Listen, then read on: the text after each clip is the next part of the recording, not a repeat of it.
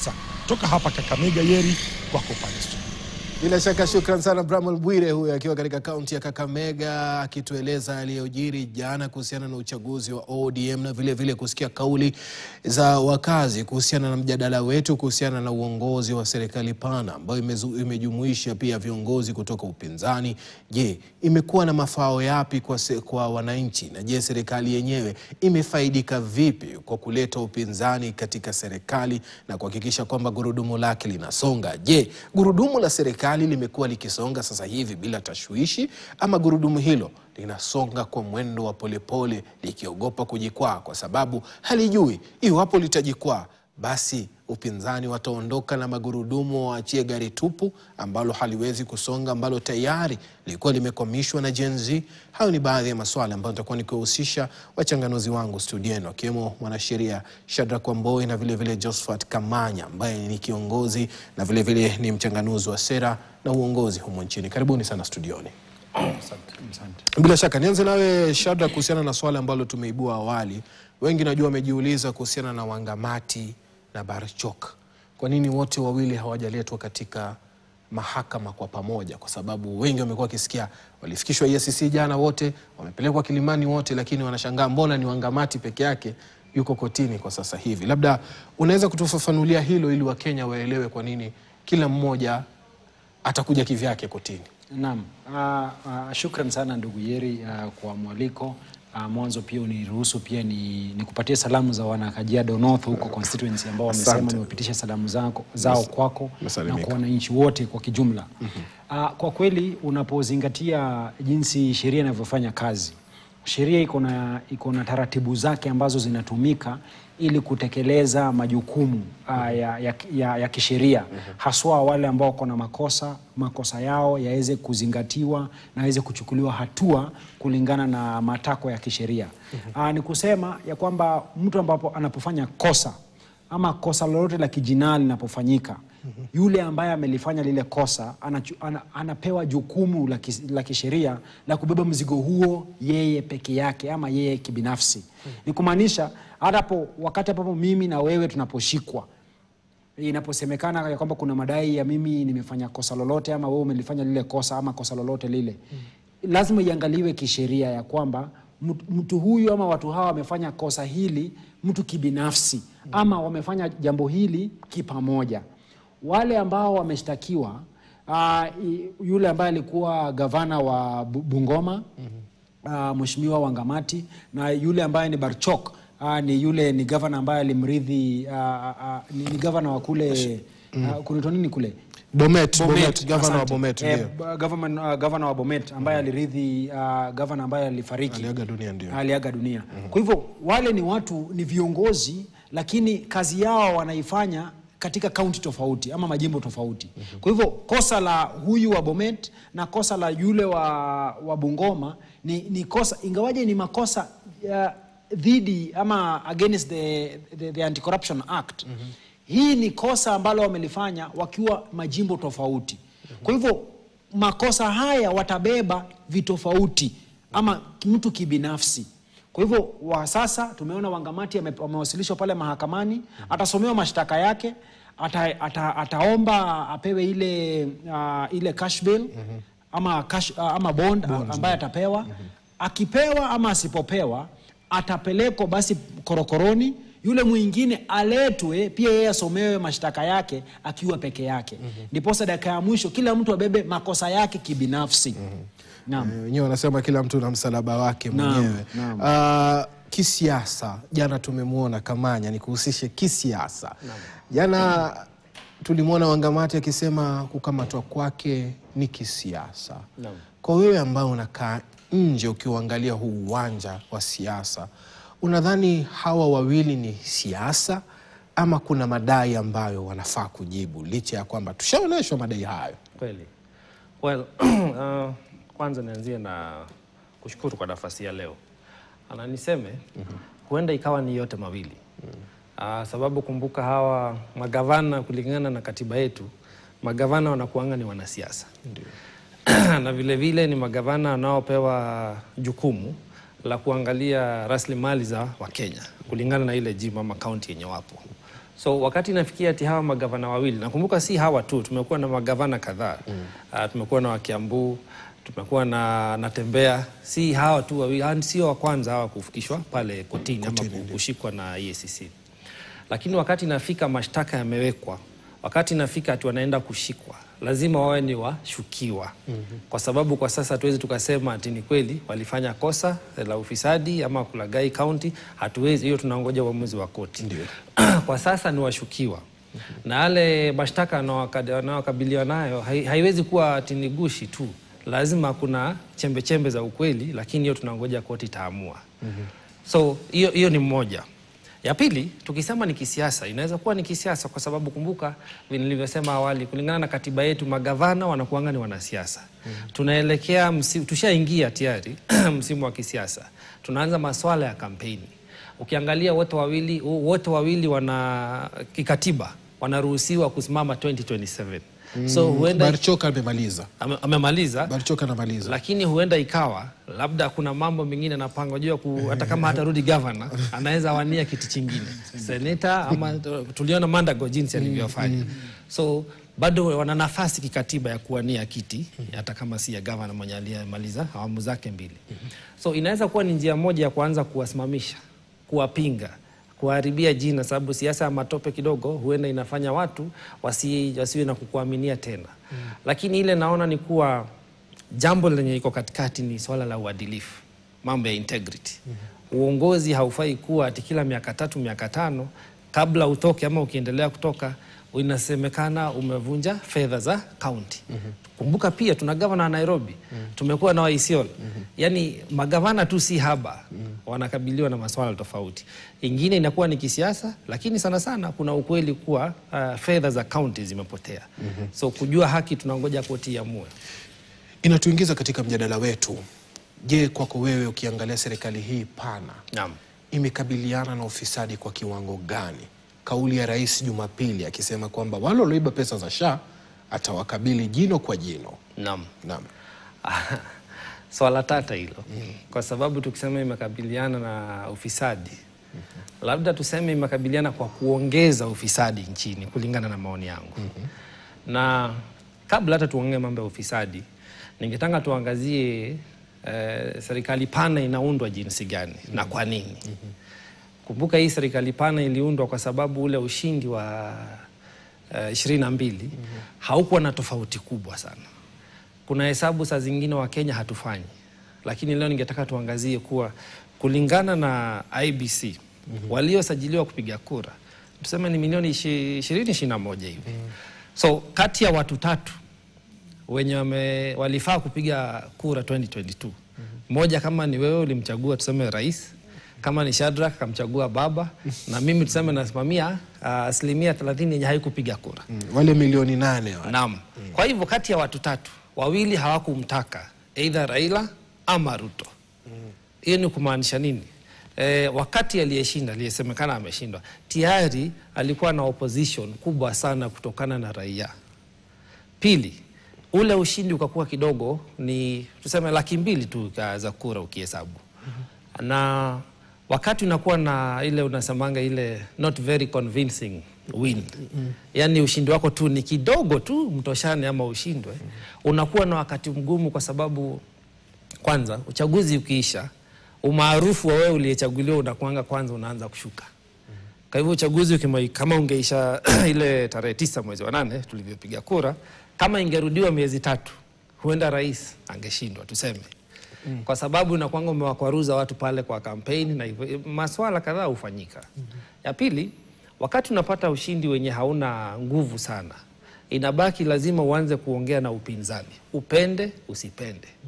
Na sasa hapo ndio utata Kenya ilianza, sababu rais katika wakati wa kampeni alisema vizuri sana tukiwa kwa kampeni ati yeye hatataka mambo ya mkate nusu.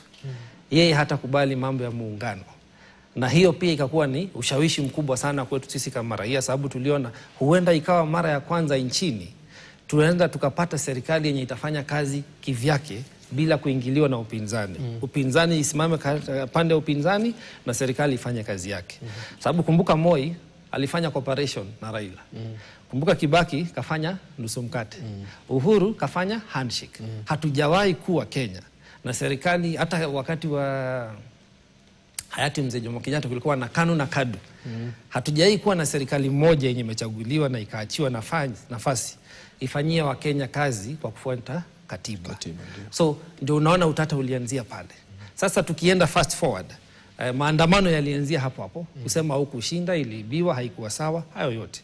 Na wakati hayo yanafanyika, unapata wakati serikali inakuwa na wakati mgumu sana kuanza kuendeleza sera zake, kuimplement ile manifesto. Serikali yote ile, na hii inafanyika kote duniani. Leo hii ukiangalia Afrika Kusini, vyama vitatu zimeshikana kuunda serikali. Kuna ANC, kuna DA na IFP. Ukienda Israeli, vyama vitano zimeshikana kuunga serikali. Kwa sababu hakuna aliyepata umaarufu tosha wa kusimama kidete. Sasa hapa kwetu Kenya, unapata serikali ya Kenya Kwanza, wakati waliingia, maandamano ikaanza, mambo ya sufuria, kidogo kidogo uchumi naenda juu, ikabidi washikane, na ndio tukapewa NADCO. Hii ilikuwa ni kosa kubwa sana. Kwa sababu wakati inafanyika namna hiyo, unapata miungano inakuja pamoja kuunda serikali, policy ama sera zile zinafaa kufuatiliwa ndio maendeleo yapatikane, zinakuanga compromised. Kunakuwa na ule kama utepetevu, kwa sababu unataka umfurahishe mwenzako. Ni kama ndoa tu mumeingia, inabidi kidogo upunguze, mvumiliane. Mahali kwa kukaza kama kidogo unalegeza kidogo. Na hapo ndio unapata sasa tunaanza kuumia, na tunaanza kuumia kiuchumi. Kwa sababu kuna zile policies zilikuwa za ODM, za ilikuwa Azimio. Na kuna hizi za Kenya Kwanza. Walipoanza kuja pamoja, tukapata impeachment ya the impeached deputy president. Walipoanza kuja pamoja, ikapata hii wanaitwa professionals. Lakini hizi zote ni mambo ya kisiasa. Hakuna swala la maendeleo liliangaziwa na kupewa kipaumbele. Kwa sababu hutaki kumkwaruza mwenzako asitoke. Na tumesikia mpaka matamshi baba akisema sisi hatuna maelewano zaidi ya 2027. Yetu yanafika 2022. Hii inamaanisha nini? Lazima rais na yeye anaangalia kwa jicho lingine na kusema lazima hawa watu ni wapange na nijipange. Nisije nikajicommit sana, ikifika 2027 wanitoke nitabaki uchi. So unapata siasa ndizo zinachukua kipaumbele. Na ndio maana unaona sasa hii tuko na ile inaitwa high octane politics. So ni ndoa yenye imekuja kuvunja uchumi wetu kwa njia kubwa sana. Tungekuwa na nafasi nzuri hii miaka 5 ya kujiimarisha kiuchumi. Lakini sasa tumefanya campaign na hatuachi mpaka uchaguzi ufike. Naona muda umesonga. Nataka nipate pumziko fupi kama sijakosea, maana yake naona ni saa 6 dhuhuri. Twende kwenye pumziko fupi, turudi tuangazie kwa kina, maana yake swala langu bado hata hajalijibu. Alikuwa anajenga msingi tu, na pia nimuhusishe Shadrack Wamboi kuhusiana na hili la ufisadi. Je, serikali pana imeweza kupambana na ufisadi? Kwanza alijibu Kamanya kwa kusema ndio imeongeza. Je, kwa Shadi itakuwa ni hivyo hivyo bado? Wacha tupate pumziko hilo.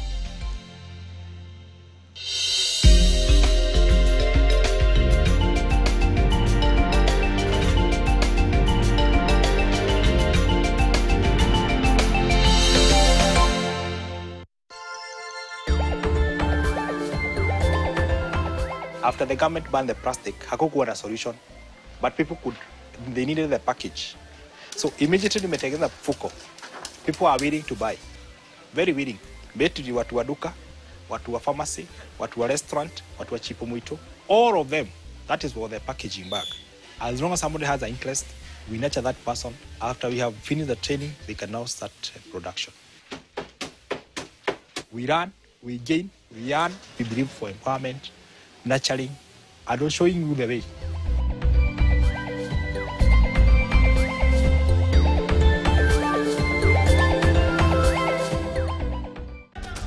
Our mark isn't just in the buildings we build, it's in the lives we impact, the communities we strengthen, and together we'll leave our mark on this world. MRM, shaping every Kenyan dream since 1962.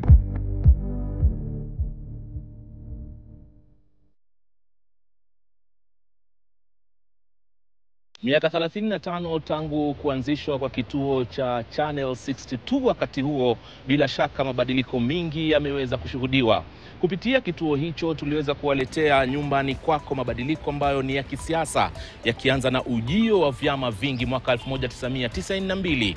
Hatukuachia hapo, tulisafiri na wewe hadi mwaka 2010 na kushuhudia ujio wa katiba mpya hapa nchini Kenya. Yote hayo tuliweza kukuletea ulimwenguni mzima. Na baada ya hapo kumekuwa na mabadiliko ya hapa na pale, ikiwemo mabadiliko ya kutoka katika kituo ambacho kilikuwa Channel 62 hadi KTN, na pia kutoka kwenye mawimbi yale ya analogi na kuingia kwenye mawimbi ya dijitali. Yote hayo KTN imekuwa ikisafiri nawe kukuletea yote yanayojiri popote pale ulipo ulimwenguni kote. Hivi sasa KTN inaendelea kusherehekea miaka 35. Baadhi ya mambo ambayo tumekuwa tukuletea ni maandamano kutoka kwa vijana wa Gen Z ambao wanajaribu kuleta msukumo mpya wa jinsi hali inavyohitajika kuwa katika Kenya yetu. Wakati tunapoendelea na sherehe hizi, basi bila shaka tunatambua uwepo wenu watazamaji.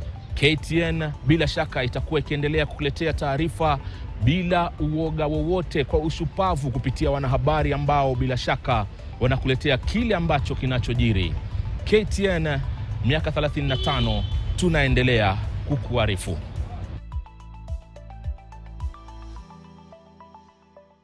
This May, unlock a year of trusted news, in-depth analysis and premium content from The Standard. Subscribe to the e-paper and The Standard Insider and get 20% off your yearly subscription. This is your opportunity. Access the essential news and analysis at a valuable price. Subscribe today to standardmedia.co.ke. You are what you read.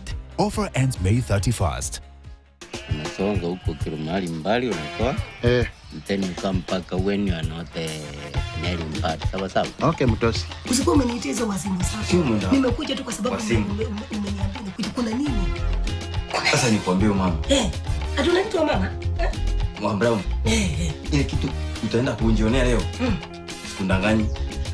Ni ajabu. Makaa inaendaje kwa nyama? Na mimi ndio nauliza. Isi senyu sinaingiaje kwa makaa? Kwani nikikona ingo hivi mikakati. Mikakati ninjeke nkona. Ndio ngone kwa. Tuta fuata vile tuli. Unajua kitu moja inaitwa mikakati. Leta mtu wa manage nyumba yake. Mimi msichana nitafuta hapa. Nilete panga inikate. Inikate miguu. Excuse me sister, kidogo. Ani majirani wako? Kabisa. My good neighbor. Na wewe? Ulikucha lini? Lazima twende. Tupige hiyo kitu yenye mna.